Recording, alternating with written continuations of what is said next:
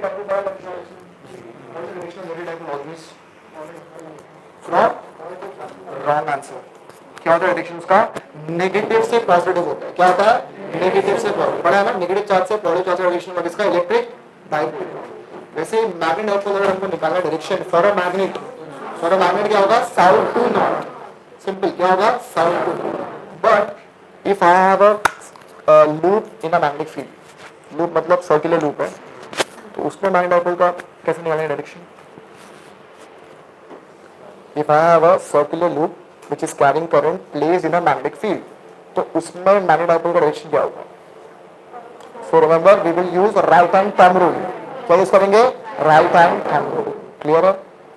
तो magnet dipole जहां पे हमने लिखा हुआ वहां पे प्लीज को ऐड करो. The direction of magnet dipole for a magnet is from south pole to north pole. जिनको आंसर नहीं आया आप वो घर जाएंगे. जाओ घर, आराम करो. जा. The direction of magnet dipole for a magnet is from south pole to north pole. The direction of magnetic dipole is from south pole to north pole.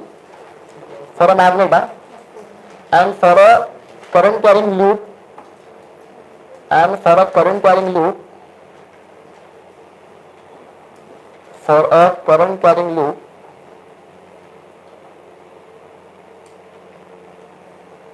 direction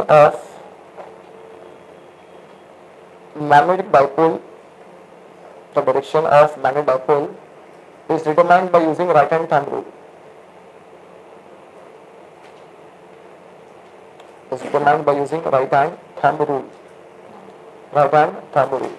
ठीक है?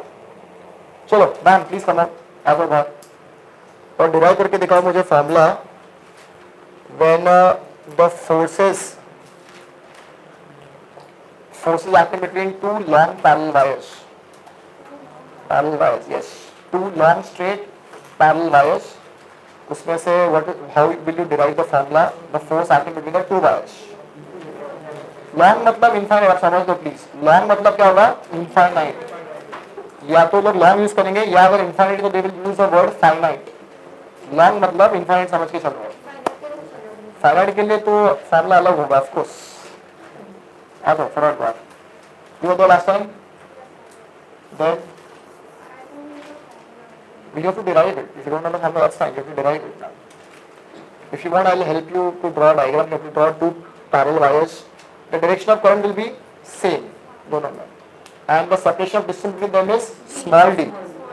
You have to calculate what is the force acting per unit length and each wire. Why?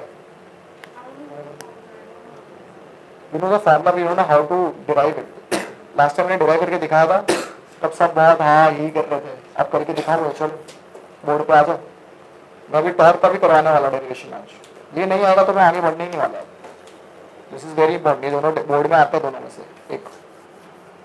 अब इतने सीटी में derivation नहीं आएगा पर formulas तो आएगा. किसको आता है? Will you try? आ जाओ फटाफट.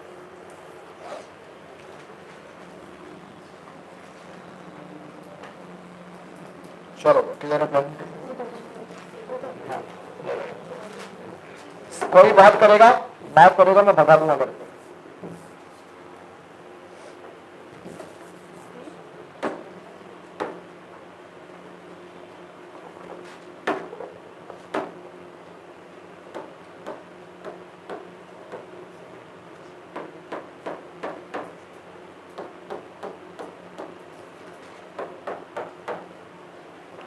The direction of the current is same in both the wires.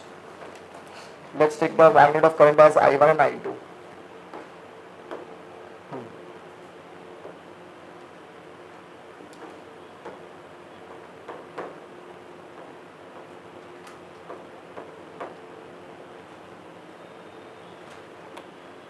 How will you get the direction of force?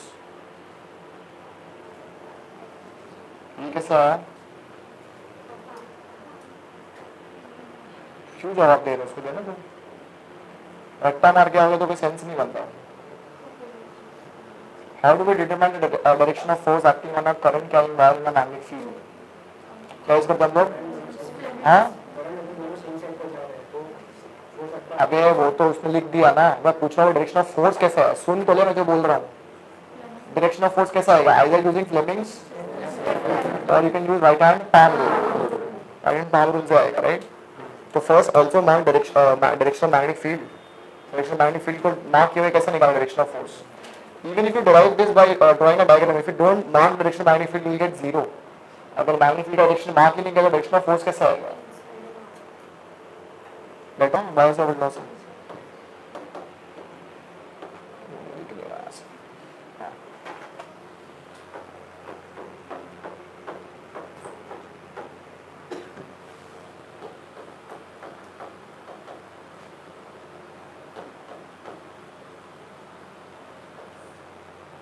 ठीक है, इसे लिखा है force acting on wire 2 with respect to wire 1, इसको मैंने F21 दिया था।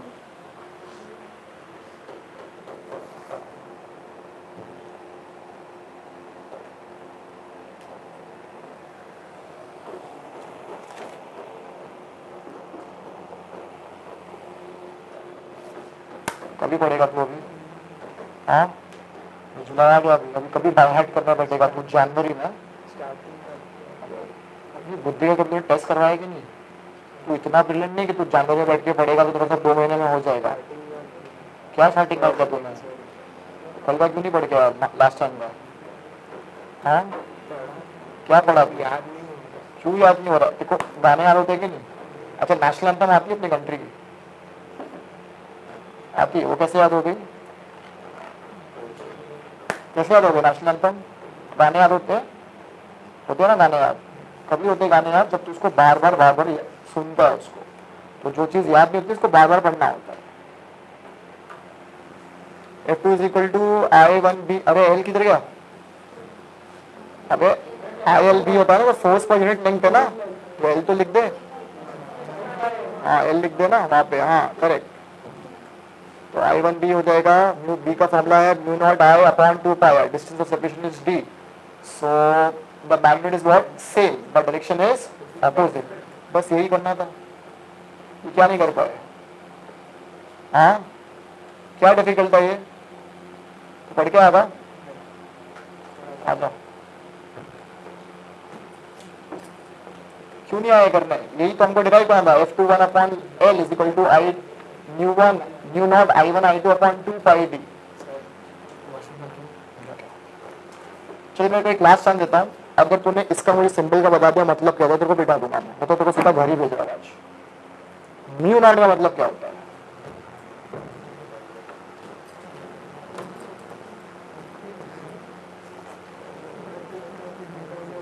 अरे क्या होगा तेरे को, तू वॉशरूम में पानी पी के जाएगा वॉशरूम,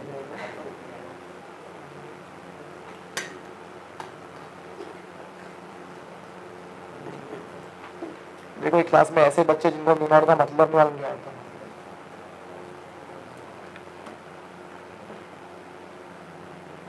क्या होगा mu naught, permittivity of free space, permittivity of free space, मतलब वैक्यूम में अगर होगा तो म्यू नॉट यूज करेंगे, अगर कोई मटेरियल में होगा तो उसकी वैल्यू चेंज हो जाएगी। म्यू नॉट की वैल्यू कितनी होती है, 4.7। अब क्या आंसर दे रहा है, वैल्यू आता है वो क्या होती है वो नहीं मालूम, तो सही में मतलब तेरा इलाज करवाए हम, बोर्ड लग रहे खड़े हो जा बाहर, 10-20 रुपया दो मुझे इलाज के लिए, हाँ तेरे को म्यू नॉट का वैल्यू मालूम है, तेरे को म्यू नॉट क्या होता है वो नहीं मालूम है, ये क्या बात हुई। अभी से मेरे क्लास में आएगा पढ़ के आना, तो मत आना क्लास, ये लास्ट चांस कर दो, तो तू घर जाएगा, अभी अगली बार आएगा तो पढ़ के आना अच्छे से, ऐसा बहाने मत दे कि मेरे को टाइम नहीं मिला पढ़ने का, मेरे क्लास में आओगे पढ़ के आना तो बताओ, डोंट केयर, 5 बच्चे होंगे मैं 5 बच्चों को पढ़ाऊंगा अच्छे से, तो अगर पढ़ के नहीं आओगे तो मत आओ मेरे क्लास में, ये बेसिक्स नहीं आता ना, इसलिए मैं जो पढ़ाता हूँ वो समझ नहीं आता फिर क्या चल रहा है ये।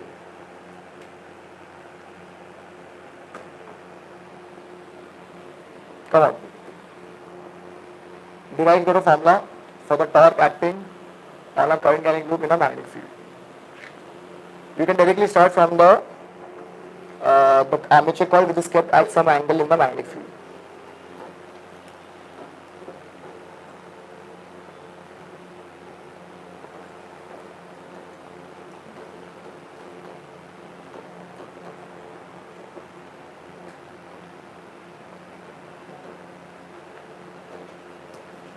नहीं, अपन ने इसको बी लिया था, ये लेंथ को बी लिया था। एल अपना ऑलरेडी फॉर्मूला में है ना, F is equal to I L B.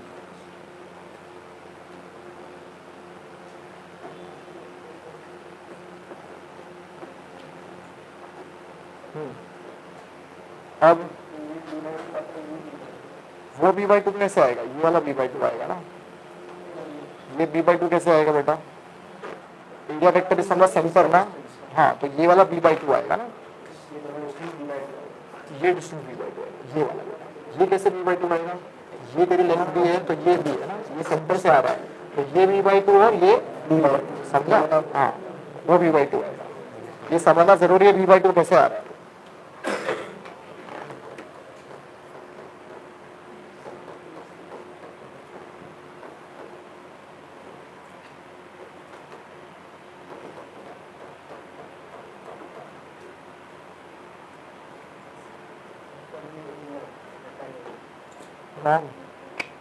B by two खाली वो डिस्टेंस है, दोनों के बीच में परपेंडिकुलर डिस्टेंस बी कैसे आया, बी थोड़ी ना आता है, हाँ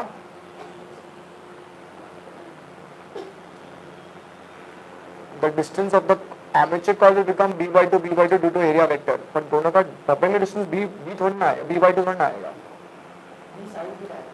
वो कैसे आएगा वो बताना पड़ेगा कैसे आ रहा है।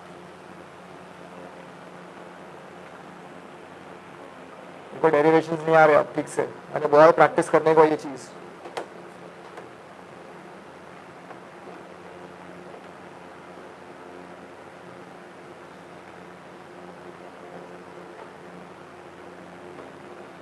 If you don't practice these derivations now, you are gone.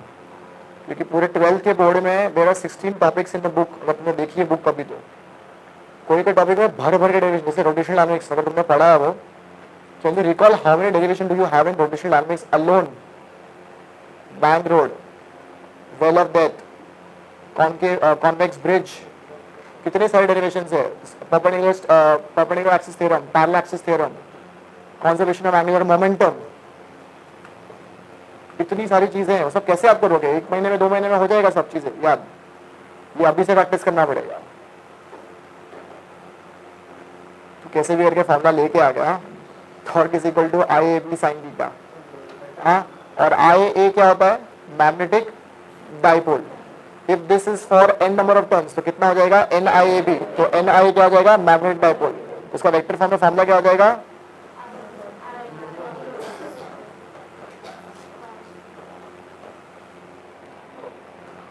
और वेक्टर फॉर्म में in terms of magnetic dipole,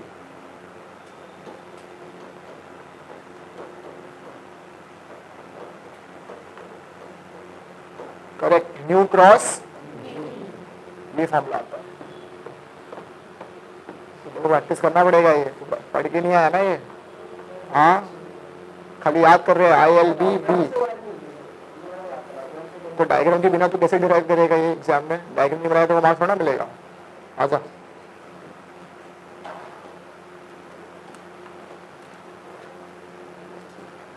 कब पढ़ोगे सब इस तरीके से डिराइव, तो एटलीस्ट इतना तो लिखो, अभी तो स्टेप्स तुमने लिखे भी नहीं कुछ, तो राइट द स्टेटमेंट्स आल्सो ना, कि what is b by 2, what is b sin theta, वो स्टेटमेंट देना पड़ेगा, तुमने कौन सा ट्राइंगल लिया, उसमें से कैसे तुमने एंगल निकाला।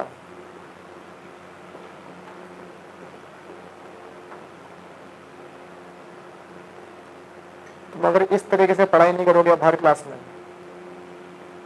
तो या तो खड़े रहो या तो घर चले जाओ, इधर पूरा बेसिक्स आना चाहिए, क्या होता है राइट हैंड थंब रूल, क्या होता है फ्लेमिंग लेफ्ट हैंड रूल, कैसे यूज करते हैं, कब यूज करते हैं, अगर वो नहीं आएगा तो आगे कोई चीज समझ में नहीं आने वाली है।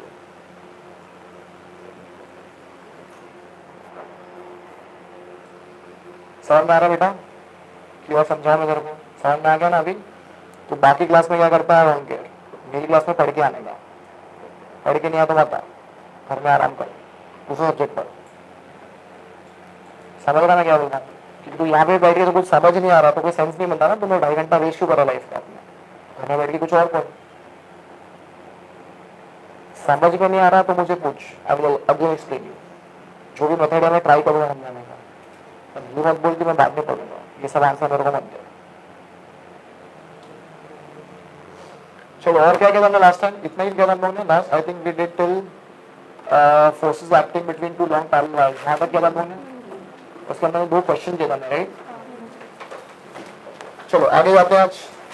Today will do only 2 derivations, but very very important.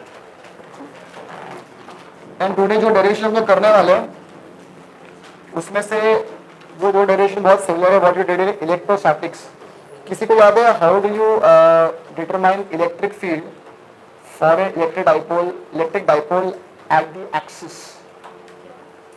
How do you determine electric field due to electric dipole on the axis? याद है कुछ किया था उन्होंने, एक्सिस और इक्वेटर, याद आ रहा है कुछ वैसे कुछ किया था? उसका फॉर्मूला याद है क्या? और जो फॉर्मूला डाल रहे electric field for the electric dipole at its axis, क्या होता है फॉर्मूला इलेक्ट्रिक फील्ड निकालने का? इलेक्ट्रोस्टैटिक्स भी अच्छे से करो, बहुत इंपॉर्टेंट है। Electrostatics and magnetic field, electric field magnetic field दोनों एनालॉगस है, बहुत सारी चीजें एकदम सिमिलर है। चलो anyways give the heading please. Next हम निकालने वाले डेरिवेशन करने वाले magnetic field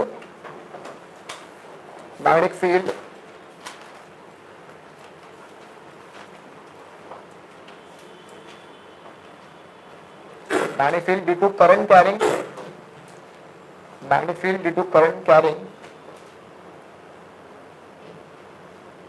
arc of wire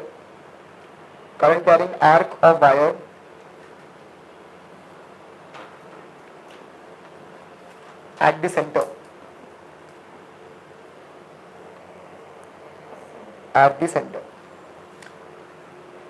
Please understand the meaning of arc. Arc क्या होता है? सर्कल का जो एक पार्ट निकालना है क्या बोलेंगे? आर्क। तो मैंने अगर इस तरीके से एक आर्क बनाई ऐसे,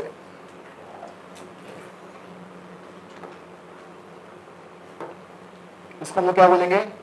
रेडियस। क्या बोलेंगे इसको? रेडियस, बराबर है ना। अगर ये पूरा सर्कल होगा तो सर्कल का मैंने सिर्फ इतना पार्ट निकाला है। अब इस पे करंट फ्लो हो रहा है आई, और ये इसका सेंटर हो गया let's say. So we have to determine what is the magnetic field produced at the center due to the current flowing in this arc of wire. पहले मुझे इतना बता दो, what is the direction of magnetic field at point O? रुक जाओ, चलो बताओ तुम, you were there last time. Tell me what is the direction of magnetic field at point O due to the current flowing in this arc of wire. Let's give the name to the wire as EB. Just let me know what the direction of magnetic field at point O. Inside we'll use right hand thumb rule. तो magnetic field direction क्या होगा? अंदर की तरफ जाएगा, right. तो यहाँ पे हो गया डायरेक्शन अंदर की तरफ, करेक्ट है। अच्छा, but you have to also remember that can we use Biot Savart law for the entire length of the wire? No, we always use Biot Savart law for the current element. किसके लिए use करता है मैंने? Current element. Now remember Biot Savart law can be only use for the current element और length element, you can not use it for the entire length of the wire. तो यहाँ पे मुझे मैग्नेटिक फील्ड निकालनी है, टोटल मैग्नेटिक फील्ड निकालनी है because of this arc of wire. तो मैं क्या करूंगा? I will take a length element. क्या लूंगा मैं? Length element. तो मैंने इस तरीके से कुछ लेंथ एलिमेंट लिया, यहाँ से ऐसे डीएल लिया मैंने, ठीक है। डीएल क्या है? Vector quantity, scalar quantity, vector quantity. इसका डायरेक्शन क्या होगा? Same as the direction of current. Current का डायरेक्शन है वो सेम डायरेक्शन होगा इसका, right.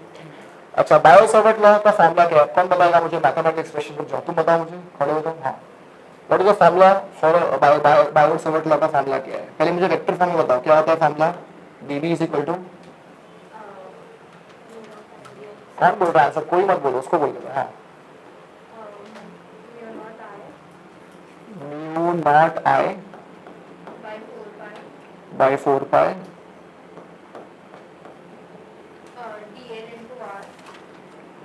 dl into r, okay, हाँ, upon r cube, very good, upon r cube. ये हमारा बायो-सावर्ट लॉ था, गुड। अच्छा, now if I want to write this in magnitude, तो इसका फॉर्मूला क्या हो जाएगा मैग्नीट्यूड में? Mu not I upon 4 pi r square dl sin theta, correct. Now theta is the angle between,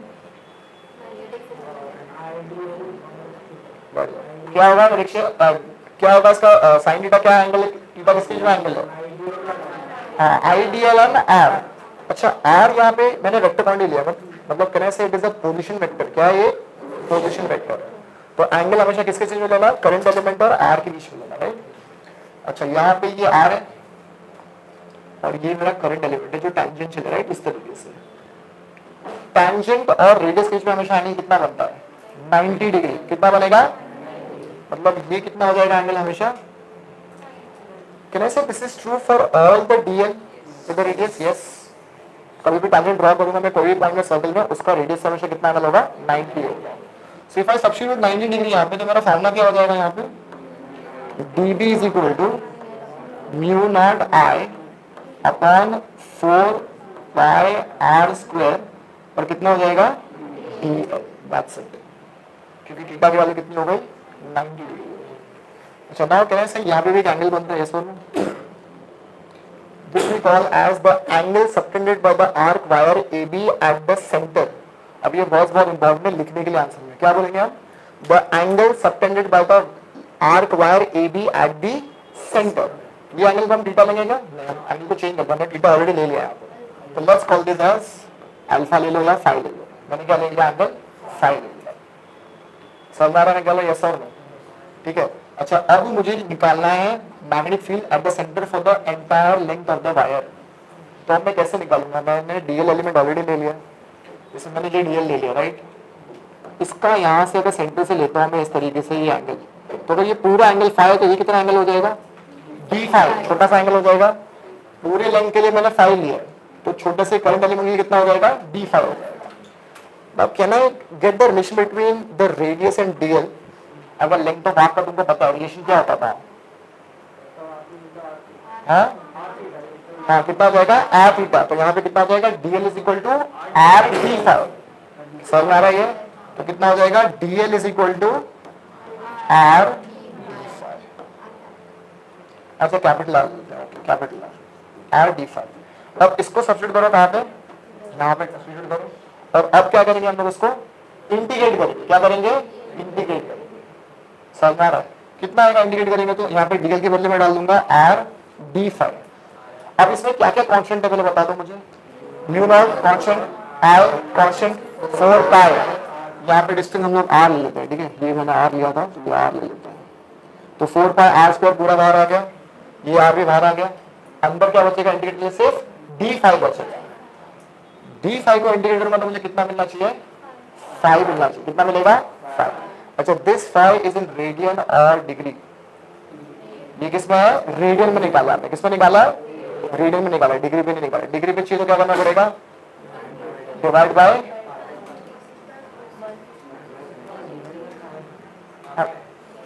divide किससे करेंगे, पाई से डिवाइड करेंगे। कितना होता है, 1 degree is how many, 1 radian is how many degree, pi by 180। कितना होता है, पाई बाय 180। तुम अगर डिग्री में चाहिए तो कितने डिवाइड करेंगे इसको, डिवाइड बाय पाई, बराबर, डिवाइड बाय पाई, बराबर है। तो ये हम लोग को, लेकिन तुम्हारी बुक में इसको रेडियन में दिया हुआ है तो इसको हम लोग रेडियन में रखेंगे। इफ यू वांट अगर क्वेश्चन में डिग्री में देगा तो फिर डिग्री में कन्वर्ट कर देना। तो इसका फाइनल आंसर कितना आएगा, B is equal to mu not I 4 pi. अच्छा आर और आर स्क्वायर में आर गया तो mu not I upon 4 pi R, और कितना आ गया, 5 R. That is the formula to calculate the magnetic field at centre और due to length of arc of wire. समझ में आ रहा है। अच्छा अब ये समझा दिया मैंने, अब मैं लिख रहा हूँ इसको, पहले डायग्राम ड्रॉ करो नीटली फटाफट, और फिर मैं लिखूंगा बोर्ड में। यहाँ तक एटलीस्ट कॉपी करो पहले, यहाँ तक इसमें करंट आया यहाँ पे, नीटली ड्रॉ करो please. And also write what is phi. Phi is the angle subtended by the arc AB at the centre. Angle subtended by the arc AB, arc of wire AB at the centre, इसको phi बोलते हैं। और ये तुम्हारा हो जाएगा D5।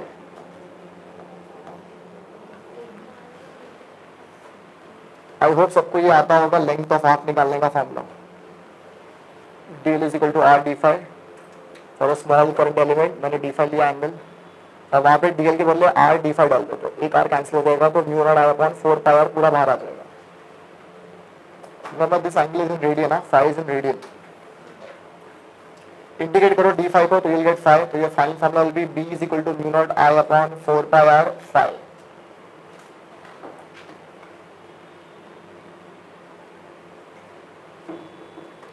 When you'll integrate this, तो ये सिर्फ इंटीग्रेट करना है अपने को, यहाँ से आर आर कैंसिल हो जाएगा, सिर्फ तुमको इंटीग्रेट क्या करना पड़ेगा, d5 को इंटीग्रेट करना है, दैट्स इट. तुम्हारा फाइनल आ जाएगा 4 pi r integration of d5, that's it. ये करना है तुमको. इंटीग्रेट d5 करोगे तो पूरा 5 मिलेगा. तुम्हारा फार्मूला आ जाएगा mu not I upon 4 pi r into 5, where 5 is in radian.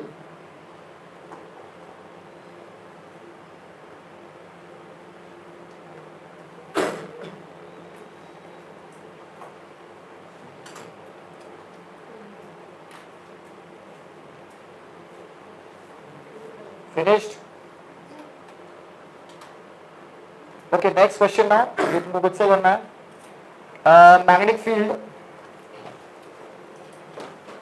Magnetic field due to circular loop. Magnetic field due to current carrying circular loop.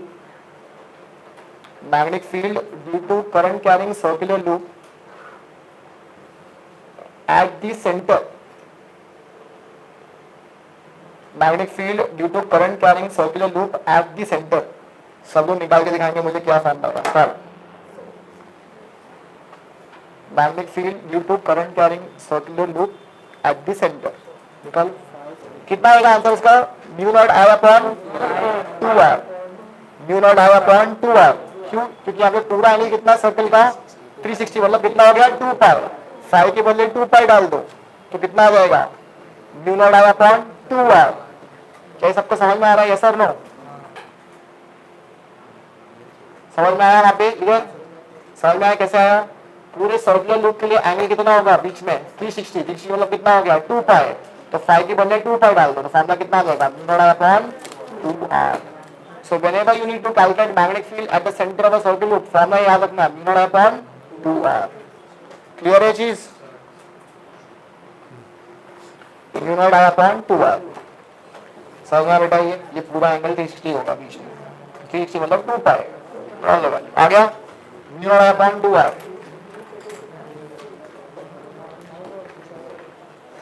चलो. So this is the formula we have calculated for the magnetic field at the center of the circular loop. अब थोड़ा सा इसको थोड़ा सा और बढ़ाते हैं, मॉडिफाई करते हैं एग्जांपल को. Suppose I want to calculate the magnetic field at a point on the axis of the circular loop, says at some distance from the center. मतलब ये मेरी circular loop है, इसका एक सेंटर है, मुझे अब उसके एक्सिस पे निकालना है. क्या निकालना है? Magnetic field. या पूरे तुमने ऐसे कुछ किया था इलेक्ट्रोस्टैटिक्स में किया था, है ना? याद आ रहा है? इलेक्ट्रोस्टैटिक्स में लिखा था electric field at the axis. वैसे ही हमको निकालना है magnetic field at the axis of a circular loop which is carrying current I. Of course axis is perpendicular to the plane of the loop ना. जैसे अगर ये तुम्हारी लूप है तो ये तुम्हारी क्या हो गई? एक्सिस हो गई. इस पे मुझे निकालना है कितनी मैग्नेटिक फील्ड होगी due to current carrying loop. तो कैसे this current carrying loop will act as a magnetic dipole. Yes और no? Current carrying loop will act as a magnetic dipole. तो तुमने एग्जैक्टली यही किया था इलेक्ट्रोस्टैटिक्स में. Electric field at the axis due to electric dipole. यहाँ पे हमको क्या करना है? Magnetic field at the axis due to magnetic dipole. हमको वो डिराइव करना है. अगर तुमको इलेक्ट्रोस्टैटिक्स का फार्मूला याद है इलेक्ट्रिक फील्ड का, तो ये फार्मूला एकदम सिमिलर आएगा. क्या फार्मूला था? Electric field due to electric dipole at the axis. Electrostatics किया ही होगा, आई एम श्योर. ये डेरिवेशन भी किया होगा तुमने क्लास में. क्या होता था फार्मूला उसका? अच्छा बुक खोल के देख रहे हैं पीछे. हाँ, r plus x की r square. Correct. KQX upon r square plus x square raised to 3/2. याद आ रहा है? स्क्वायर है बेटा, स्क्वायर नहीं बोला तुमने. r square plus x square raised to 3/2. याद आ रहा है फार्मूला? कुछ ऐसे सिमिलर फार्मूला को डिराइव करना है. अब ध्यान से देखो ये डेरिवेशन को. बहुत लोगों के मन से जाने वाला है क्योंकि उन लोगों को आपको समझ भी नहीं है मैग्नेटिक डाइपोल क्या होता है. Now here you need to broaden your visualization.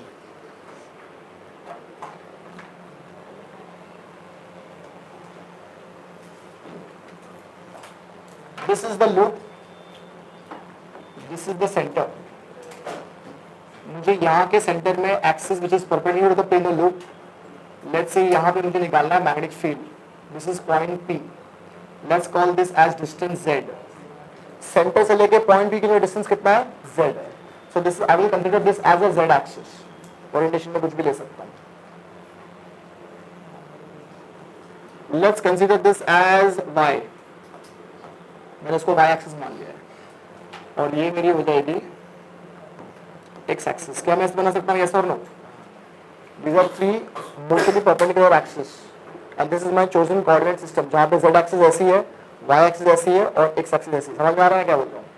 अब मुझे निकालना है करंट, यहाँ पे करंट फ्लो हो रहा है इस तरीके से इस लूप में, तो जो करंट फ्लो होगा इसके से मैग्नेटिक फील्ड बनेगी, मैग्नेटिक फील्ड कितनी होगी एट पॉइंट P, मुझे वो निकालना है। कैसे निकालना? इलेक्ट्रोस्टैटिक्स में तुमने किया थोड़ा तो वैसे ही हमको करना है। कैसे कहते हैं इलेक्ट्रोस्टैटिक्स में, कैसे निकालता है इलेक्ट्रिक डाइपोल के लिए इलेक्ट्रिक फील्ड?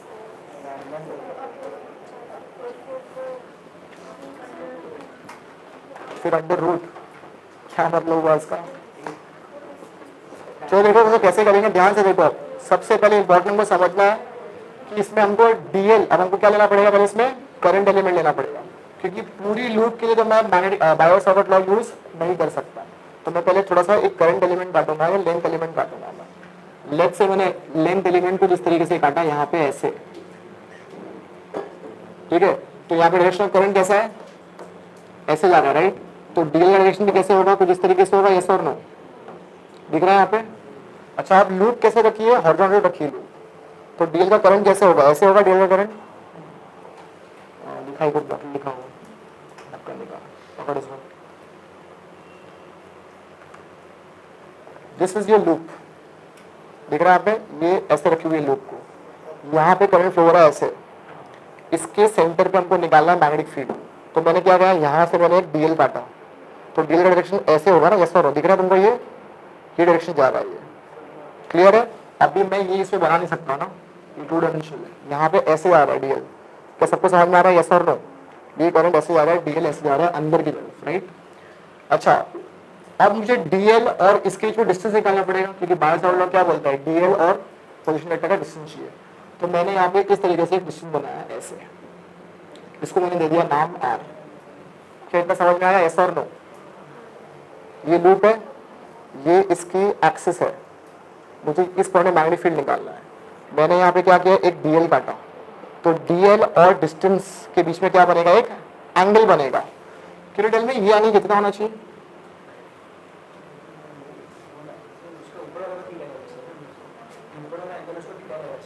इसको उसको जान दे, अभी वो एंगल अपने को नहीं चाहिए, अपने को चाहिए भाई आर और डीएल के बीच में एंगल कितना बनेगा। भाई ये डिस्टेंस आर हो गया ना, और ये डीएल कैसे अंदर जा रहा है, ये डीएल ऐसे जा रहा है और ये डिस्टेंस ऐसे हो गया, ये वाला, ये ऐसा डिस्टेंस कितना बनेगा दोनों के बीच में angle, 90 degree. Can you visualize this? समझ आ रहा है मैं क्या बोल रहा हूँ? भाई ये तेरा डीएल ऐसे जा रहा है टैंजेंशियल, और ये तेरा डिस्टेंस हो गया आर, ये वाला ऐसे, तो डिस्टेंस कितना बनेगा दोनों के बीच में, 90 बनेगा। करेक्ट, कितना बनेगा, समझ में आया चीज? हाँ, डीएल अंदर की तरफ जा रहा है, ठीक है, और ये ऐसा है, तो इसके बीच में कितना बनेगा, ये 90 बनेगा। कितना बनेगा, 90। अब मैं बायो-सावर्ट लॉ यूज करूंगा, mu not I upon 4 pi R cube DL cross R, तो डीएल आर आर स्क्वायर हो जाएगा, डीएल साइन का कितना हो जाएगा, 90 हो जाएगा। तो मेरा फॉर्मूला कितना आ जाएगा by using Biot Savart law, DB is equal to mu not I upon 4 pi, distance अभी भी आर स्मॉल है, आर स्क्वायर कितना हो गया, DL, that's it, sine theta 1 हो गया। अच्छा, अब मैं ये पूरा एंगल को ले लेता हूँ, फाई ले लेता हूँ, कितना ले लिया मैंने, ये मैंने फाई ले लिया, ठीक है। अब मुझे बताओ डायरेक्शन ऑफ मैग्नेटिक फील्ड क्या हो गया पॉइंट P, ये सबसे इंपॉर्टेंट पार्ट है, ये अगर हो गया तो फिर डेरिवेशन हो गया पूरा। What is the direction of magnetic field eight point P? भाई डायरेक्शन भी होगा ना मैग्नेटिक फील्ड का, डायरेक्शन क्या होगा। Now will you use right hand thumb rule? देखो राइट हैंड थंब रूल लगाओगे तो बहुत डिफिकल्ट हो जाएगा समझना इसका डायरेक्शन क्या होगा। थंब रूल तो बेटा फोर्स के लगाते थे, लेकिन तुमको समझ नहीं आ रहा, फ्लेमिंग इलेक्ट्रॉन में बेटा हम फोर्स के लगाते थे, यहाँ पे फोर्स नहीं निकाल रहे हम लोग, क्या निकाल रहे हम लोग, मैग्नेटिक फील्ड का डायरेक्शन। तुमको क्या हो गया, Fleming electron rule right hand thumb rule कहीं भी लगाओगे क्या, हाँ क्या यूज करेंगे, स्क्रू रूल यूज करो या right hand thumb rule use करो, और ये बहुत डिफिकल्ट हो जाएगा। कैसे डाउनलोड आएगा बेटा, डायरेक्शन ऑफ करंट ऐसे जा रहा है, ऐसे डायरेक्शन ऑफ करंट है, ऐसे डायरेक्शन ऑफ करंट है, तो तेरी मैग्नेटिक फील्ड डायरेक्शन तो ऐसे हो रहा है, डाउनवर्ड कैसे हो रहा है? See now here to visualise by using right hand thumb rule is very very difficult. ये हम विजुअलाइज नहीं कर सकते यहाँ पे, बहुत डिफिकल्ट है यहाँ पे। तो यहाँ पे पता हम लोग क्या यूज करेंगे, यहाँ पे हम लोग यूज करेंगे क्रॉस प्रोडक्ट। क्या यूज करेंगे हम लोग? अब मैं बेसिक्स पे आ रहा हूँ, लेट्स सी कितने लोगों को बेसिक आता है। इसका फॉर्मूला क्या था, इसका वेक्टर फॉर्म में क्या था, DB bar is equal to mu not I upon 4 pi R cube DL cross R. Mu not I 4 pi R cube, ये सब तो छोड़ दो, सब स्केलर है। dB is a vector quantity, dl is a vector quantity and r is a vector quantity, right. इसका जो cross product होता है उसका रिजल्ट आएगा dV। रुक जाओ भाई, क्यों इतना टप्पर टप्पर बोल रहा, रुक जाओ। चलो तुम बताओ मुझे, have you studied scalar vector last year? पढ़ा बेटा? खड़े हो जाओ एक बार। मुझे बताओ what should be the angle between dB and dl and dB and dr and r। Angle क्या होगा बीच में? अगर क्रॉस प्रोडक्ट पढ़ा तो you know result vector is a cross b। So what is the angle between resultant vector and A, resultant vector and B?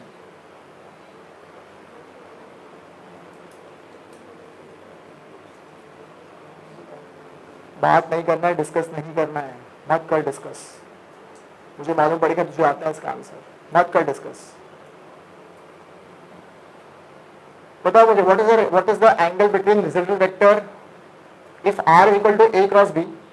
So what is the angle between the resultant vector and A vector, resultant vector and B vector? क्या होता है angle दोनों के बीच में हमेशा? Cross product पढ़ा ना, क्या होता है? Can you answer this? You have resultant vector is equal to A cross B. So what is the angle between R vector and A vector? क्या होगा? तो मैं तो यही पूछा था, तो तुम इतना क्या सोच रहे थे? क्या होगा एंगल हमेशा? बढ़िया। क्या होगा? बढ़िया बढ़िया। क्या होगा? 90 डिग्री। सो कहने से R is perpendicular to A and R is also perpendicular to, अब यहाँ पे बोल सकता हूँ DB is perpendicular to DL and DB should be perpendicular to R। ये बात समझ में आ रही है? We'll use this now। अब देखो इससे हमारा काम आसान हो जाएगा। अगर हम राइट हैंड टेबल लगाते बैठेंगे तो वो हमसे होगा नहीं ठीक से। तब मैं कौन सा कंपोनेंट यूज करूंगा? DB is perpendicular to DL and DB is perpendicular to, अच्छा कहना से R and DL are already perpendicular to each other। ये ऑलरेडी क्या एक दूसरे को परपेंडिकुलर। तो अब कैसे बताएंगे इसको? बताओ, एक पेन बताओ, 3 पेन बताओ मुझे, लिखा वो भी। तो ये तुम्हारा हो गया एक्स एक्सिस, ये तुम्हारा हो गया वाई एक्सिस, ये तुम्हारी हो गई एक्स एक्सिस, ये तुम्हारी हो गई वाई एक्सिस, इस तरीके से। और जेड एक्सिस कैसे होती है? ये वाली जेड एक्सिस होगी, राइट। ये तीनों परपेंडिकुलर होगी, करेक्ट है? यस और नो? अब इसको अगर मैं शिफ्ट कर दूं, इसको अगर मैं से शिफ्ट कर दूं, दिख रहा है तुमको ये वाला? भाई ये तुमको दिख रहा है, ये अरेंजमेंट दिख रहा है तुमको, तीनों परपेंडिकुलर है ना, वाई एक्स और जी। इसको मैंने क्या किया, अब इसको थोड़ा सा अरेंजमेंट को शिफ्ट कर दिया। कैसे कर दिया मैंने? ऐसे कर दिया, दिख रहा है तुमको ये वाला? ये तो अंदर जा रहा है ना, तो ये अंदर चला गया, राइट। ये आर हो गया, ये डीएल हो गया, तो ये क्या हो गया? ये क्या हो गया? डीबी हो गया ना। क्या हो गया? ये डीबी। समझ में आ रहा है क्या बोल रहा हूं? फिर से, ये तुम्हारी वाई एक्सिस है, ये तुम्हारी एक्स एक्सिस है और ये तुम्हारी क्या है? जी एक्सिस है। इसको मैंने अब थोड़ा सा ओरिएंटेशन चेंज कर दिया। इसका कैसे हो गया? ये अंदर जा रहा है, ये डीएल, ये तुम्हारा आर है, ये डीएल, तो ये क्या होगा? डीबी होगा। क्या होगा? तो यहाँ पे डायरेक्शन क्या हो जाएगा मैग्नेटिक फील्ड का? कैसे डायरेक्शन हो जाएगा? यस और नो? क्या ये बात समझ में आई? ये तीनों क्या होना चाहिए? दूसरे को परपेंडिकुलर होना चाहिए। कैसे मालूम पड़ा मुझे? Cross product. क्लियर है चीज? अब एक बार डीबी आ गया तो अब मेरा काम एकदम आसान होगा। ये यानी कितना बनेगा दोनों के बीच में? ये कितना बनेगा? 90 बनेगा। क्या ये बात समझ में आ गया अच्छे से? यस और नो? तीनों परपेंडिकुलर एक दूसरे को। ठीक है, अब मैं क्या करूंगा, यहाँ पे एक बनाया मैंने लाइन, तो कहने से this and this are parallel to each other. तो अगर ये एंगल 5 हुआ तो ये कितना हो जाएगा? एंगल कितना हो जाएगा? ये 5। तो ये एंगल कितना हो जाएगा? 90 माइनस 5। मैंने अगर यहाँ पे इसको एक्सटेंड किया इस तरीके से, ये एंगल कितना हो जाएगा? कितना हो जाएगा? 5। समझा? ये 5 है तो ये 5 अल्टरनेट एंगल, ये पूरा 90 है, कितना हो गया? 90 माइनस 5। ये और ये क्या है परपेंडिकुलर, तो ये 90 माइनस 5, तो ये कितना हो जाएगा 5 हो जाएगा, कितना हो जाएगा 5। अब डीबी मुझे किसमें आ गया, कंपोनेंट आएंगे डीबी के, कौन से कंपोनेंट होंगे, एक होगा डीबी का कंपोनेंट अलोंग दी एक्सिस, कितना होगा वो डीबी cos 5, करेक्ट, कितना होगा ये डीबी cos 5, और ये कितना हो जाएगा डीबी, क्या पे समझ में आया यस और नो।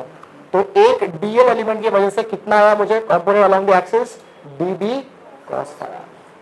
क्लियर है चीज, ये फिर से थोड़ा ट्राई कर समझने की, डीएल अंदर की तरफ जा रहा है, आर उसको परपेंडिकुलर है, दोनों का जो प्रोडक्ट होगा वो क्या होना चाहिए, दोनों पर परपेंडिकुलर होना चाहिए, तो मेरा डीबी इस तरीके से आया परपेंडिकुलर है।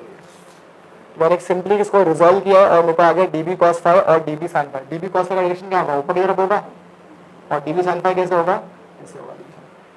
क्लियर है चीज, इसको एकदम नीटली ड्रॉ करो अच्छे से, पहले मैंने हेडिंग दे दी ऑलरेडी, आप हेडिंग ले लो please.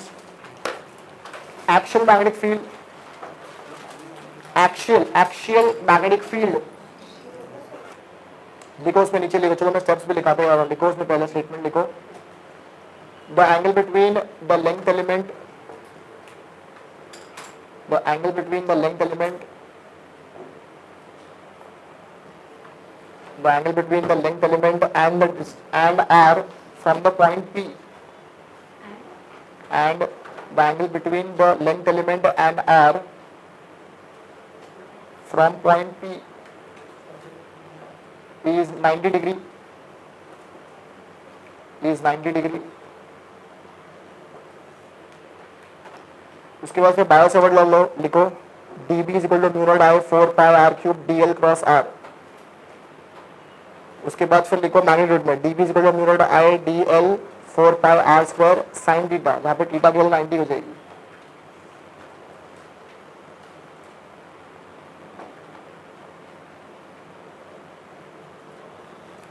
mu naught I dl cross r upon 4 pi r cube, इसका मैग्नीट्यूड लिखो dB is equal to mu naught I dl sin theta upon 4 pi r square, sin theta यहाँ पे 1 हो जाएगा।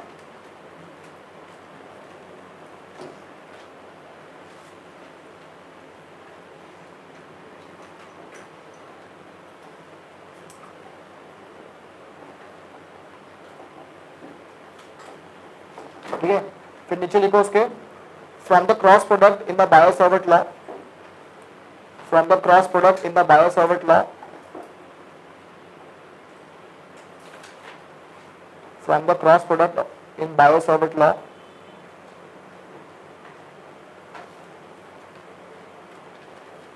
From the cross product in the bio-Savart law, dB is perpendicular to dl, dB is perpendicular to dl and dB is also perpendicular to r, dB दोनों का perpendicular होगा, dB is perpendicular to dl and dB is perpendicular to r। देखो तुमने dB का direction इस तरीके से mark किया, ठीक है। अब ये मार्क कर लो फाई, ये 90 माइनस 5, ये 5, कंपोनेंट्स को रिजॉल्व करो, तुमको आ जाएगा dB cos 5 और dB sin 5। क्लियर है चीज इतना, okay। now similarly if I take diametrically opposite current element, समझा मतलब क्या हुआ, diametrically opposite current element, मैंने यहाँ पे भी current element ले लिया इस तरीके से, ठीक है। तो यहाँ से भी मैं क्या होगा, डिस्टेंस बनाऊंगा, वो डिस्टेंस क्या होगा एग्जैक्टली सेम होगा, तो उसको मैं रिजॉल्व करूंगा तो मेरा फिर से कंपोनेंट्स क्या आएंगे dB के, तो dB sin 5 किधर आएगा, यहाँ पे आएगा, इसका ये अगर ऐसे कर दूंगा मैं और यहाँ पे इस तरीके से आएगा ना इसका dB, तो फिर से ये आगे कितना आ जाएगा 5 हो जाएगा, इसको रिजल्ट करूंगा dB cos 5 ऊपर आएगा और dB sin 5 किधर आएगा, ये साइड आ जाएगा, तो dB sin 5 क्या हो जाएगा, एक दूसरे को कैंसिल कर देंगे, तो क्या बचेगा हमेशा dB cos 5। So for n number of current elements in the entire loop, मुझे हमेशा कितना आएगा component along the axis dB cos 5 आएगा हमेशा। क्या बात समझ में आ रही है, तो नीचे लिख लो फिर। Similarly for diametrically opposite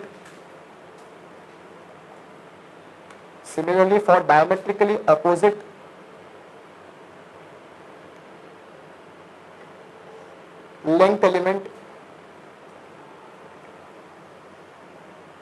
of the loop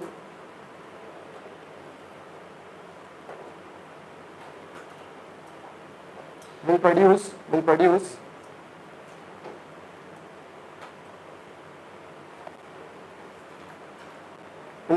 dB cos phi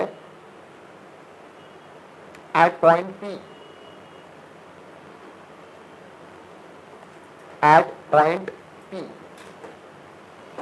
चलो, तो अब अपना क्या हो जाएगा, फॉर्मूला क्या हो जाएगा, अपने को B निकालना है ना, और पूरी लूप के लिए निकालना मुझे एट पॉइंट P, तो अब मुझे क्या करना पड़ेगा, इंटीग्रेट करना पड़ेगा। तो मेरा इंटीग्रेट कैसे होगा यहाँ पे,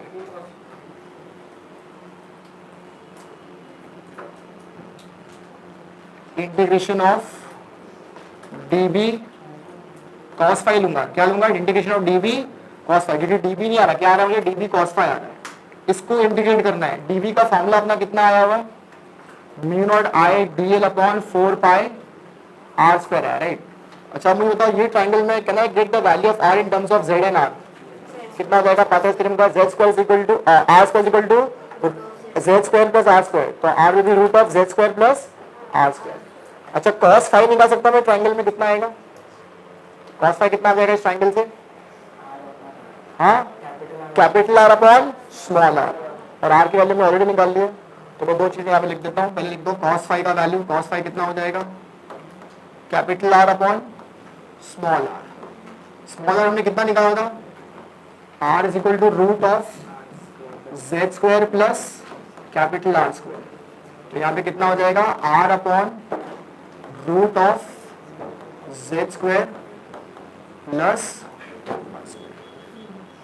क्लियर है। तो यहाँ पे लिखूंगा मैं, कितना हो जाएगा यहाँ पे, integration of mu not I upon 4 pi, R के वैल्यू कितना लिख दूंगा मैं, ये वाला z square plus are square,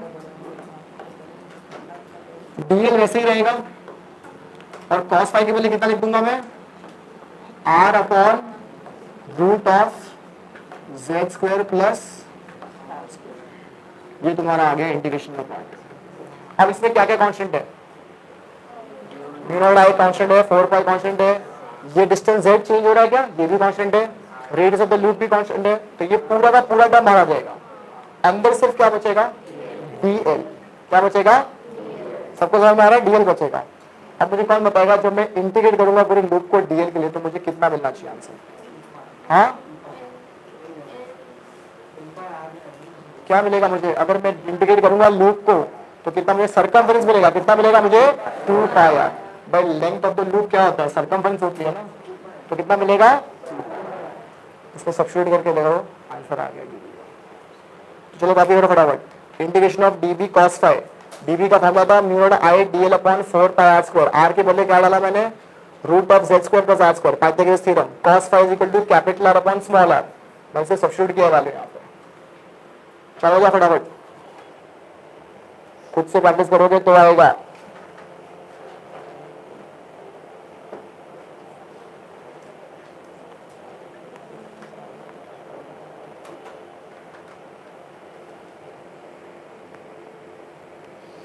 चेतना समझ में आ रहा है, पीछे कैसे आ रहा है, हाँ cos phi समझा कैसे आ रहा है, cos phi क्या होता है, एडजेसेंट अपॉन हाइपोटेन्यूज, ये कितना है एडजेसेंट, ये क्या है हाइपोटेन्यूज, तो r बाय स्मॉल r आ गया।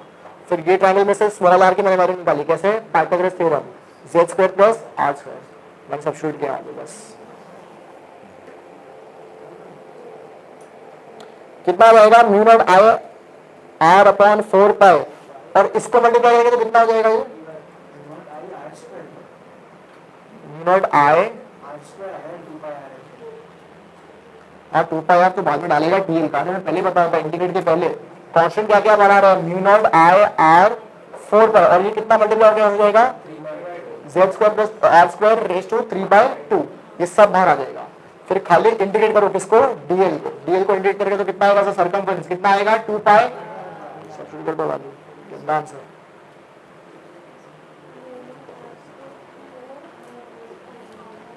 देखो मैं लिख रहा हूँ यहाँ पे क्या क्या बाहर आ रहा है, mu not I r upon 4 pi, और ये पूरा मल्टीप्लाई होकर कितना हो जाएगा, z square plus r square 3/2 हो जाएगा, इंटीग्रेट किसका बचा, सिर्फ डीएल का बचा। अब डीएल का इंटीग्रेट करो, कितना आएगा इसका इंटीग्रेट करेंगे तो 2 पाई कैपिटल आर आना चाहिए। सरकमफरेंस ऑफ द लूप, उसको सब्स्टिट्यूट करो, निकाल लो आंसर। कितना आएगा, 2 bracket z square plus are square 3 by. अब देख ये फॉर्मूला कंपेयर करो किससे, इलेक्ट्रिक डाइपोल से। क्या एकदम सिमिलर फॉर्मूला आ रहा है, सिमिलर फॉर्मूला। फॉर्मूला बोलना क्या है, तो निकालना है। Mu I R upon 4 pi z square plus are square, इसको इंटीग्रेट किया तो कितना हो गया, 2 पाई आर।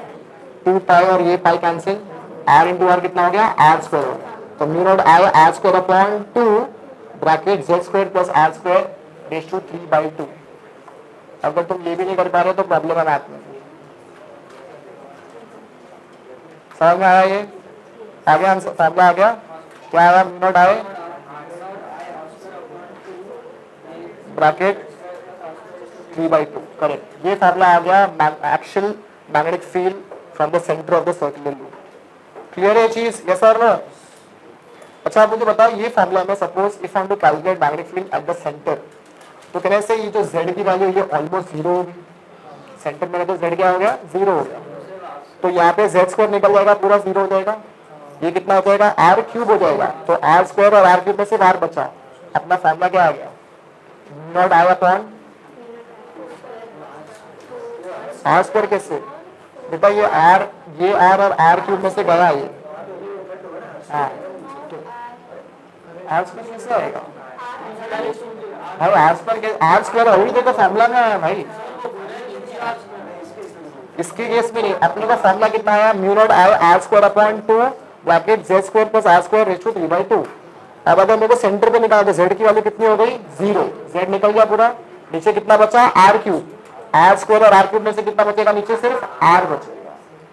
समझ आ रहा, तो फार्मूला कितना आ गया, mu not I upon 2r। इसके पहले जो हमने फार्मूला निकाला था क्या वो सेम है, एग्जैक्टली सेम है। तो ये प्लीज ले लो, स्पेशल केस है वो भी कि if the distance from the axis, sorry, from the distance from the center, if the distance from the center, if the distance from the center becomes 0, that is magnetic field, due to current carrying loop, that is magnetic field due to current carrying loop at the center, तो formula कितना आ जाएगा, B is equal to mu naught I upon 2r। आ गया same formula.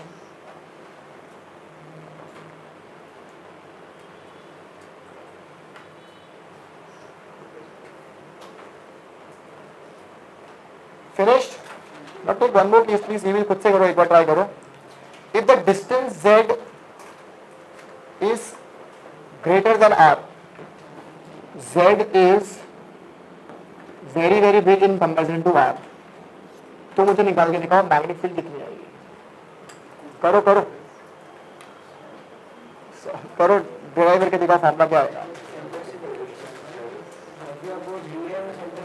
Centre से लेना है, ये जो z है ये r से बहुत ज्यादा बड़ा होगा। कितना आएगा, तो निकालो फार्मूला लो क्या आएगा।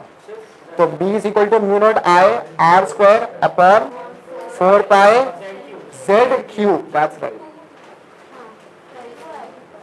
तो कैसे आएगा, हाँ mu naught I r square upon 2 z square 2 z cube आएगा, करेक्ट।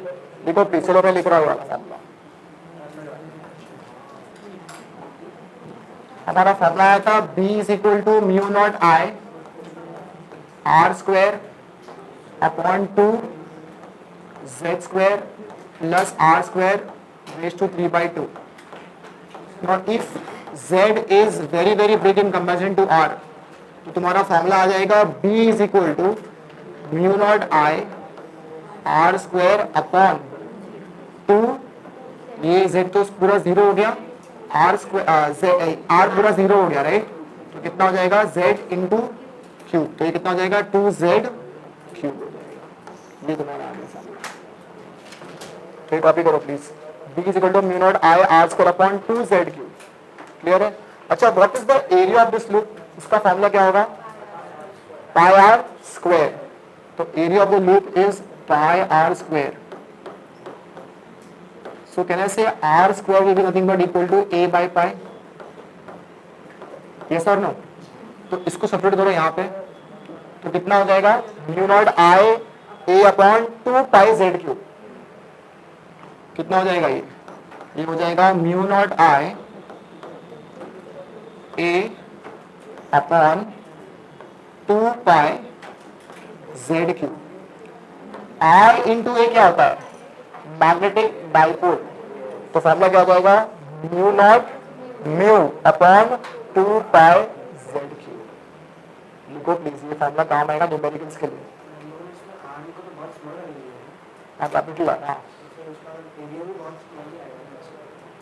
हाँ तो छोटा आएगा, तो मैग्नेटिक डाइपोल छोटा हो सकता है. पर ये आर देख, ये आर को हम कंपेयर कर रहे हैं किससे? जेड से. इसका आर भले कितना भी छोटा हो, लेकिन मैग्नेटिक डाइपोल तो बनेगा ना फिर भी. Mu is equal to I into A. हाँ, ये हो सकता है कि मैग्नेटिक डाइपोल का जो मैग्नेट होगा वो बहुत छोटा होगा, वो हो सकता है, तो मैग्नेटिक डाइपोल बनेगा तो सही. तो इसका लिख लो formula, mu not mu upon 2 pi Z cube. ये तुम्हारा हो गया in terms of magnetic dipole.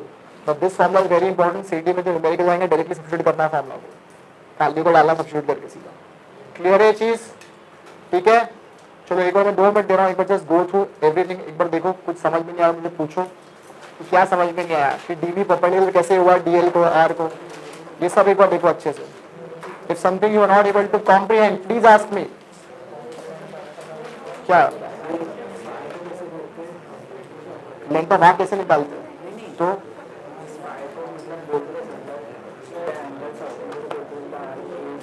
हाँ, तो angle subtended by the length of wire AB at the centre is phi. है ना? Length of the wire AB subtends the angle phi from the centre. समझा? वैसा तुम लोग को समझ में आता सबटेंड एंगल. सबटेंडिंग का मतलब क्या होता है? तुम लोग ने शायद यूनिट्स एंड डायमेंशन में क्या होगा पारसेक के बारे में. Parsec light year astronomical unit. Parsec का मतलब क्या होता है? पारसेक का मतलब क्या होता है? What is parsec? सॉरी, अरे ये क्या आंसर कर यूनिट टाइप का, तो मुझे पता है पारसेक. अच्छा ये बता दे किसका यूनिट है? Very good. Parsec is a unit of time. Parsec is a unit of distance. Parsec किसके जो डिस्टेंस होता है? इस एंगल सबटेंड बाय द,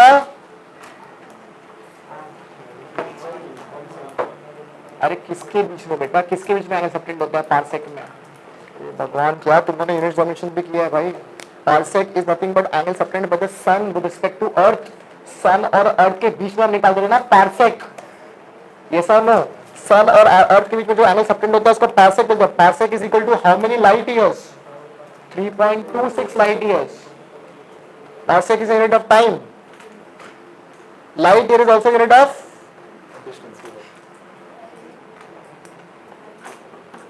बता दो. और किसी को कोई डाउट जो समझ में नहीं आया? डीबी परपेंडिकुलर टू डीएल और डीआर कैसे आया, ये समझ में आया? DB perpendicular to DL, DB perpendicular to r. R को परपेंडिकुलर है, डीएल को भी परपेंडिकुलर, तीनों एक्सिस. देखो समझ में आ रहा बेटा अच्छे से? कोई डाउट भाई? तो भाई साहब समझ में आया ये? चलो ये सबको समझ में आ गया, तो आगे बढ़ेंगे. अब थोड़ा सा लास्ट करेंगे हम लोग. एक कितना टाइम हो गया? टाइम है ना अभी अपने. चलो तो लास्ट अब करते हैं हम लोग एम्पियर लूप. एक वो भी करते हैं, देन विल स्टॉप. अच्छा, कैन यू रिकॉल इलेक्ट्रोसाइड पे तुमने किया था, if you want to determine electric field at a point due to number of charges. देखो अगर सिंगल चार्ज होगा, मैं बोलूंगा एक पॉइंट में इलेक्ट्रिक फील्ड निकाल, तुमको फॉर्मूला बताना KQ/R². निकाल सकते हो ना तुम. पर suppose if you have number of charges and you want to determine total electric field due to number of charges at that point, तो हम लोग क्या करते थे उसके लिए? We should always draw Gaussian surface. याद आ रहा है? गॉसियन सरफेस बनाते थे उसमें. याद आ गया किसी को? गॉसियन सरफेस का मैथमेटिकल एक्सप्रेशन क्या होता है? अगर वो आ गया तो एम्पियर लूप हो गया, खत्म. मैं छोड़ दूंगा आज. गॉसियन सरफेस का मैथमेटिकल एक्सप्रेशन क्या है? हाँ, सिग्मा बाय एप्सिलॉन नॉट. मैं मारूंगा पकड़ के कुछ भी आंसर दोगे तो. Close integral of E dot dA is equal to Q enclosed upon epsilon naught. क्या ये याद आ रहा है? Close integral of E dot d A is equal to q enclose upon epsilon not. ये तुम्हारा था mathematics question for Gauss law. अब एम्पियर लूप एग्जैक्टली वैसे ही करना है हमको, सिर्फ यहाँ पे चार्जेस के बदले हम क्या लेने वाले हैं? करंट। जैसे हमने देखा अभी, suppose if I have a single wire, उसमें करंट फ्लो हो रहा है and I want to determine magnetic field at some distance, तो उसके लिए हम लोग क्या यूज करते थे? Biot Savart law. हम उसे निकाल देते थे फॉर्मूला। फॉर्मूला क्या था? For infinitely long straight wire का B equal to mu not I upon 2 pi r। ये फॉर्मूला हमको पता है। But suppose there are number of wires जिसमें करंट फ्लो हो रहा है and I want to determine total magnetic field at that point, तो उसके लिए बायो-सावर्ट लॉ मैं यूज नहीं कर सकता। तो उसके लिए मैं क्या यूज करूंगा? अब हाँ, एम्पीरियन लूप। क्या बोलते हैं इसको? Amperian loop. एम्पियर्स लॉ बोलते हैं और एम्पीरियन लूप यूज करेंगे। कैसे करेंगे वो भी एक बार देख लो, वो करेंगे हम लोग। Biot-Savart law can B use on current element. अब तुमको एक बार का करंट एलिमेंट लेना पड़ेगा, दूसरे बहुत सारे वायर्स होंगे, सबका करंट एलिमेंट लेना पड़ेगा, सबको इंटीग्रेट करना पड़ेगा। That is very hassle. उसको अवॉइड करने के लिए हम यूज करते हैं। ये फार्मूला याद आ रहा है किसी को? ये फार्मूला देखा है बेटा कभी लाइफ में अपने? इसमें नहीं देखा है फार्मूला अभी भी। ये फार्मूला याद आ रहा है? कौन सा फार्मूला है ये? इसको क्या बोलते हैं? What do we call this? We call this as close integral. क्या बोलते हैं? Close integral of E dot d A is equal to q enclose upon epsilon not. ये गॉस लॉ था, ये हम यूज करते थे। तुमने कितने डेरिवेशंस किए होंगे प्लेन शीट्स के लिए, स्फेरिकल शेल के लिए एंड सो ऑन। अब सब याद आ रहा है? तभी कुछ याद नहीं आता, मैं पूछ रहा था। हम सिमिलर वे में हम यूज करेंगे Amperian loop to determine what? Magnetic field. ठीक है, तो देखो कैसे करेंगे। अब ध्यान से देखो।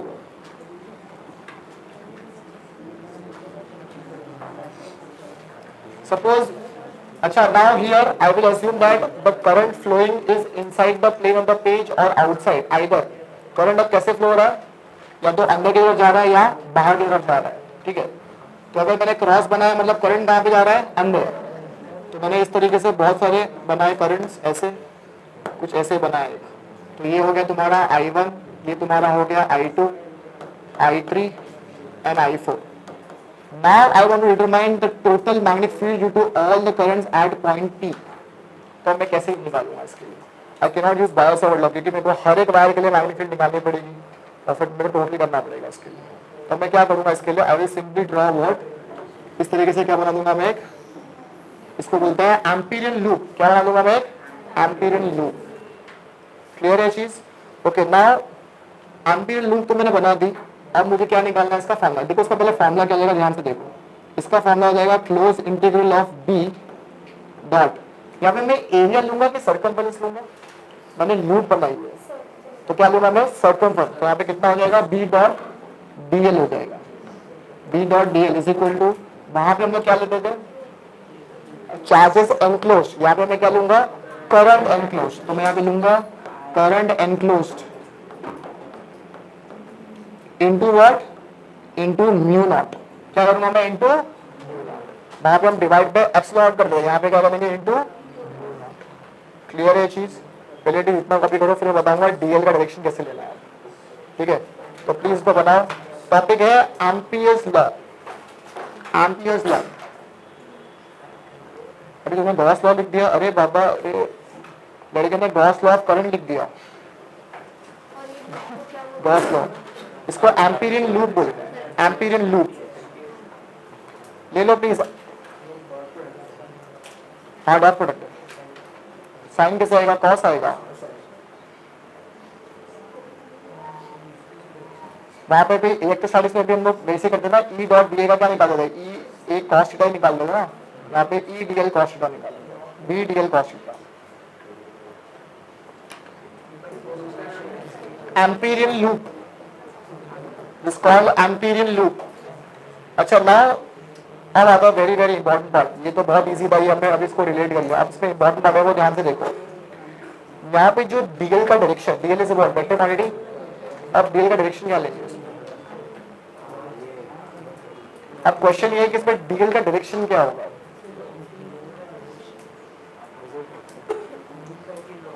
देखो, डीएल का डायरेक्शन हमको लेना पड़ेगा ना, लूप में क्या लेना पड़ेगा? वो डीएल का डायरेक्शन लेना पड़ेगा कुछ। तो अब वो क्या लेंगे हम डीएल का डायरेक्शन? तो direction of DL is our choice. हम कोई भी ले सकते हैं। जैसे मैंने डीएल का डायरेक्शन लिया ऐसे, मैंने डीएल का डायरेक्शन ऐसे ले लिया, राइट? तो अगर करंट मतलब ऐसे फ्लो हो रहा है, मतलब इसमें जितना भी होगा, इसमें जो मैग्नेटिक फील्ड का डायरेक्शन DL का डायरेक्शन मैंने ऐसे ले लिया, राइट, ये वाला। तो DL में जो डायरेक्शन होगा वैसे हम लोग क्या लेते थे, करंट का डायरेक्शन लेते थे, यस और नो। और क्या यूज करते थे हम लोग, राइट हैंड थंब रूल। तो इस हम लोग क्या निकालते थे, मैग्नेटिक फील्ड निकालते थे। अब मुझे मैग्नेटिक फील्ड नहीं निकालना, मैग्नेटिक फील्ड तो मैं निकालूंगा इस फॉर्मूला से। अब मैं क्या करूंगा, DL से पहले पता करूंगा कि इसमें कौन सा करंट पॉजिटिव लेना है और कौन सा करंट नेगेटिव, क्योंकि यहाँ पे ऑपोजिट डायरेक्शन के करंट है, राइट। तो किसी को पॉजिटिव लेना पड़ेगा, किसी को नेगेटिव लेना पड़ेगा। तो देखो DL से मैं right hand thumb rule use करूंगा, मेरी फिंगर्स कहाँ आ रही है, बाहर की तरफ आ रही है।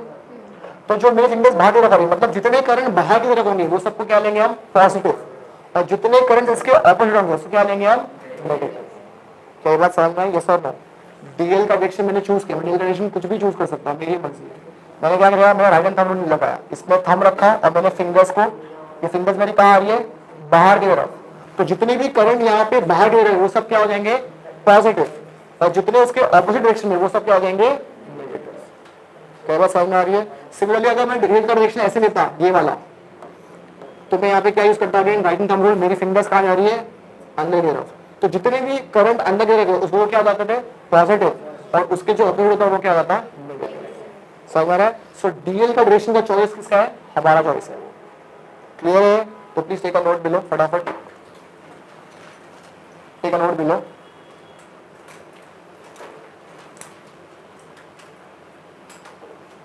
Right, the direction of DL,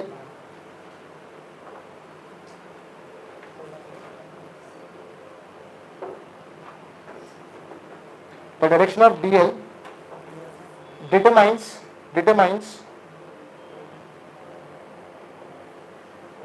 whether the enclosed current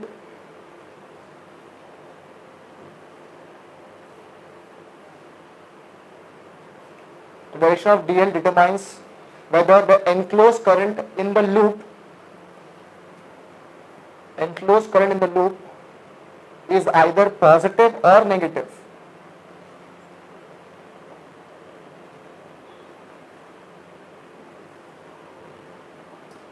नीचे लिखो, we use right hand rule,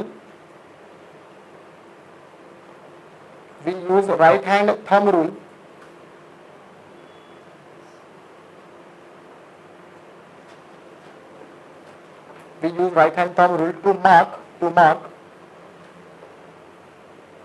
to mark the currents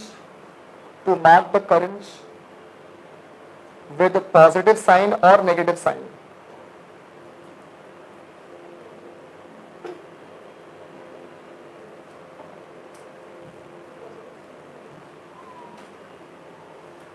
clear है। तो अब इसको कैसे लिखेंगे, अब इसका फॉर्मूला क्या हो जाएगा अब लिखने का, ये फॉर्मूला में डालेंगे अब तो क्या आ जाएगा, D तो कांस्टेंट है, यूनिफॉर्म है, तो किसको इंटीग्रेट करेंगे हम लोग, उसको DL का करेंगे, is equal to I enclose कौन सा है यहाँ पे, क्या क्या आएगा, हमने डायरेक्शन ऑफ DL को ऐसे लिया था, राइट। तो यहाँ पे ये वाला करंट पॉजिटिव है, बाकी सब क्या है, नेगेटिव है। तो आई एंक्लोज कितना हो जाएगा, I3 minus I1 I2 and I4, minus I1 minus I2 minus I4 into what, mu naught, into what, mu naught. अच्छा, अब इंटीग्रेशन ऑफ DL करेंगे तो कितना आएगा, इसका इंटीग्रेशन करेंगे तो 2 पायर, कितना आएगा, 2 पायर। तो कहीं से इसको अगर हम रेडियस R ले लेंगे तो इसका कितना आ जाएगा, 2 पायर। यहाँ पे वैल्यू डाल दो 2 पायर, तो B का तुम्हारा आ जाएगा, R पता है, ये सारी वैल्यूज पता है, म्यू नॉट की वैल्यू पता है, B आ गया। क्लियर है चीज। तो ये कॉपी कर लो प्लीज, ये वाला B is equal to close integral of DL। तो गॉसियन सरफेस में पता हम इंडिकेट करते थे, किसको करते थे हम लोग, सरफेस एरिया को, किसको करते थे, सरफेस एरिया। यहाँ पे हम इसको लूप को करेंगे, सर्कमफेरेंस को।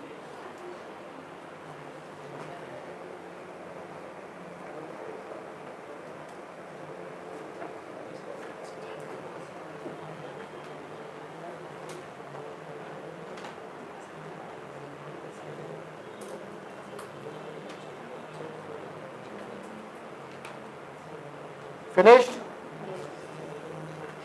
Okay, what is the surface area of hemisphere? रुक जाओ, जिसको पूछूंगा वो बताएगा। What is the surface area of hemisphere. चल तू बता दे मुझे, ये तो पढ़ा होगा ना, ये तो फिजिक्स भी नहीं, मैथ का क्वेश्चन पूछ रहा हूँ। What is the surface area of hemisphere? तू नीट स्टूडेंट है क्या? तो बता दे हेमिस्फीयर का सरफेस एरिया क्या होता है? याद नहीं है, क्या होगा बेटा? What is the surface area of hemisphere? Correct. कितना होगा? 2πr² प्लस कितना हो गया वो? 3। अब पूरे स्फीयर का कितना होगा? 4πr। तो याद ही नहीं था ये तो। हाँ चलो तुम लोग एक क्वेश्चन देता हूँ। अभी 2 दिन पहले मुझे एक पॉल के स्टूडेंट ने पूछा, तुम लोग को शायद एग्जाम में आया वाला क्वेश्चन। एक देयर अ टैंक जिसका एक हेमिस्फेरिकल पोर्शन निकाल दिया है ऑफ रेडियस r। कुछ ऐसा करके क्वेश्चन था अभी इस बार एग्जाम में? नहीं था? चलो मैं क्वेश्चन बस सॉल्व करके देखा। चलो अभी तुमने मैकेनिकल प्रॉपर्टीज फ्लूइड्स की अभी एग्जाम दी थी राइट? हाँ दूसरे क्वेश्चन टेक डाउन, निकाल के दिखाओ मुझे इसका आंसर क्या आएगा।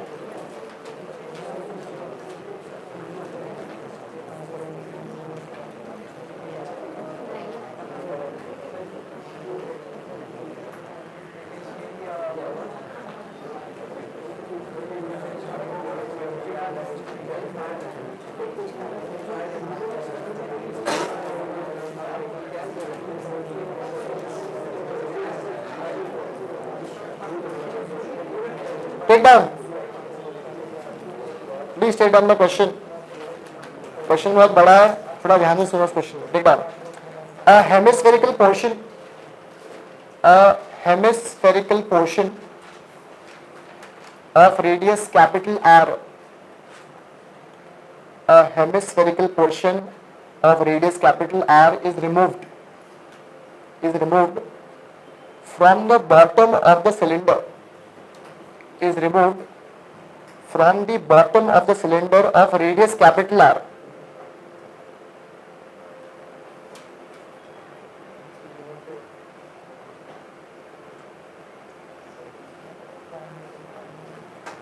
The volume of the remaining cylinder, the volume of the remaining cylinder is capital V. The volume of the remaining cylinder is capital V and its mass is capital M.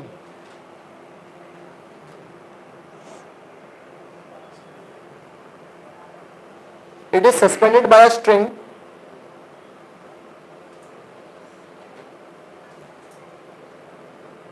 It is suspended by a string in a liquid of density rho. It is suspended by a string in a liquid of density rho where it stays vertical.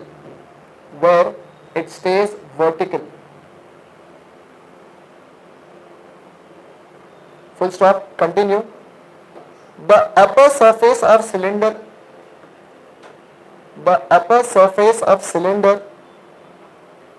is at a depth. The upper surface of cylinder is at a depth h below the liquid surface.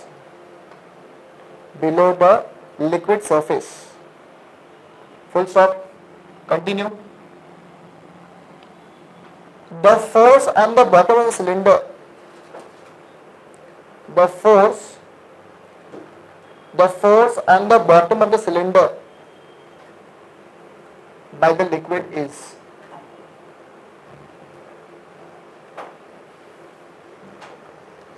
चार option है, मैं चार option दे रहा हूं। जिसका answer आ जाएगा उसे हाथ उठाएगा, आंसर बताएगा नहीं। देखो ये कॉन्सेप्ट उसी को आएगा जिसने कभी बेसिक्स पढ़ा है अबाउट प्रेशर डिफरेंस, अपथ्रस्ट पढ़ा है सब कभी? जेडब्ल्यू मैकेनिकल प्रॉपर्टीज फ्लूइड में पढ़ा होगा ना, अपथ्रस्ट क्या होता है, आर्किमिडीज क्या होता है। तू नहीं बता सकता what is the cause of upthrust acting on a body? एक बॉडी पे अपथ्रस्ट लगता है क्यों? पहले मुझे वो बता दो। एकदम बेसिक क्वेश्चन बोल रहा हूँ, forget about JW and CET. मैं एकदम बेसिक क्वेश्चन बोल रहा हूँ कि एक बॉडी पे बॉयंट फोर्स कब लगती है? वो पानी में संबंध होता है। बहुत ही घटिया आंसर, क्योंकि बॉयंट फोर्स हमेशा बॉडी पे एक फ्लूइड में लगता है राइट? क्यों लगती है? वो लग तो रही है मुझे पता है, लेकिन क्यों लग रही है? पानी में अगर समझ के बॉडी को तो उसमें अपथ्रस्ट क्यों लग रहा है? बॉयंट फोर्स लगी क्यों रहा है? कभी ये समझना, ये कभी समझा नहीं मैंने लाइफ में। न्यूटन का लॉ। अरे क्या तुम लोग बातें कर रहे हो यार, सीरियसली पागल सी बात मत करो। तुमको क्या लगता है कि Newton third law of motion लग रहा है एब्थ्रस के लिए?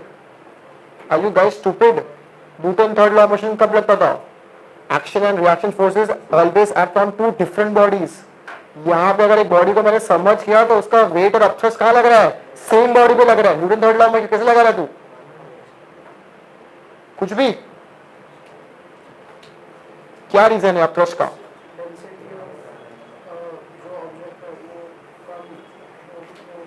डेंसिटी का relation. Again this is a very basic question I have asked कि अपथ्रस का कॉज क्या होता है?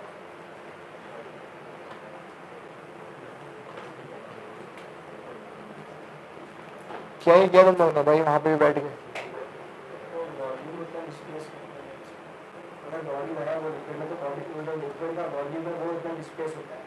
अरे वो सब तेरी बात बराबर है, सही बोल रहा था। Volume of the liquid displace होता है समझ पा, that is right. What is the reason? मैं वो पूछ रहा हूँ।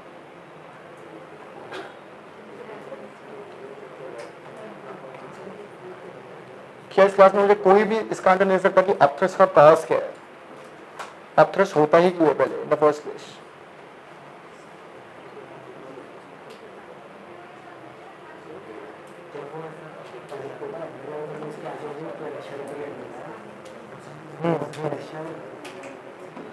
देखो वो कुछ सोच रहा है सही सही टर्म्स में। हाँ, प्रेशर क्रिएट होता है तो क्या होता है उससे?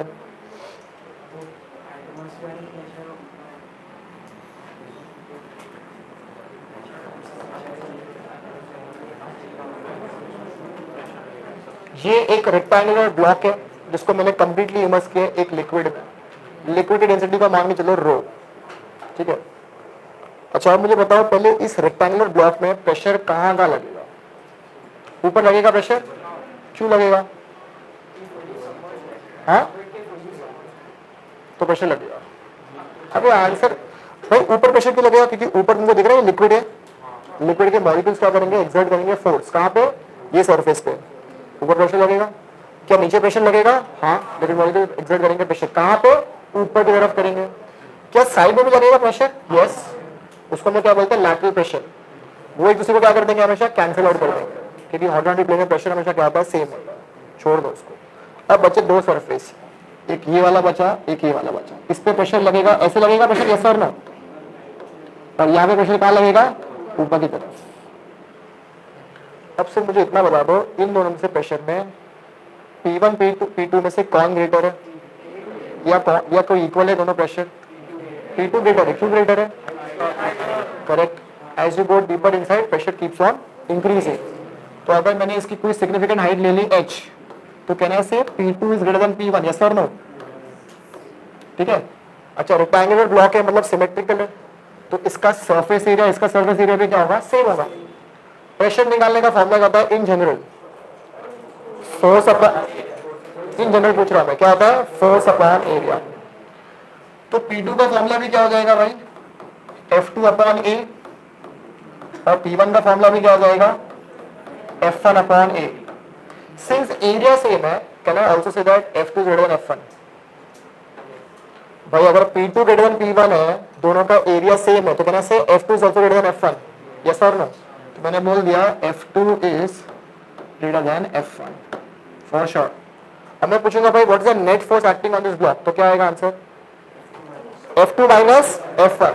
नेट फोर्स क्या हो जाएगी मेरी? F2 माइनस यही जो नेट फोर्स है उसको क्या बोलते हैं? अपथ्रस्ट। क्या बोलेंगे इसको? वही डायरेक्शन ऊपर की तरफ है। F2 अगर ग्रेटर है तो ये ब्लॉक कहाँ जाएगा? ऊपर की तरफ जाएगा। इसमें नेट फोर्स कहाँ लगेगी? ऊपर की तरफ। इसको हम लोग क्या बोलते हैं? बॉयंट फोर्स या अपथ्रस्ट। तो आप मुझे बता दो अपथ्रस्ट का रीजन क्या है? कहने से upthrust is due to difference in the pressure. जब प्रेशर डिफरेंस होगा तभी क्या लगेगा बॉडी पे? अपथ्रस्ट लगेगा। क्या समझ आ रहा है बात? अब ये सेम कॉन्सेप्ट तुम अप्लाई करो जो मैं तुमको क्वेश्चन में दिया। अब तुम्हारा एक चीज है जो इमर्ज है पूरी, कितनी है लिक्विड सरफेस से, कितनी हाइट है उसकी? h। अब उसमें भी दो प्रेशर लगेंगे, एक ऊपर लगेगा और एक नीचे लगेगा। प्रेशर कौन सा ज्यादा होगा? नीचे वाला ज्यादा होगा, यस और नो? ऊपर का प्रेशर P1, नीचे का प्रेशर P2। सेम आएगा ना? F net is equal to what? F2 minus F1। कौन सी फोर्स नीचे लग रही है? F2। कौन सी लग रही है? तो F1 को उधर लेके जाओ तो कितना हो जाएगा? F2 is equal to what? F1 plus जो भी हमने F नेट निकाला था। F नेट को हम क्या बोलता है? Boeing force. बॉइंग फोर्स का फॉर्मूला क्या है? कोई बता दो मुझे, बॉइंग फोर्स का फॉर्मूला क्या होता है? क्या होता है? V रो G। क्या होता है? तो वो जो मैंने सिलिंड्रिकल शेप को जो दिया उसका वॉल्यूम कितना दिया है? V।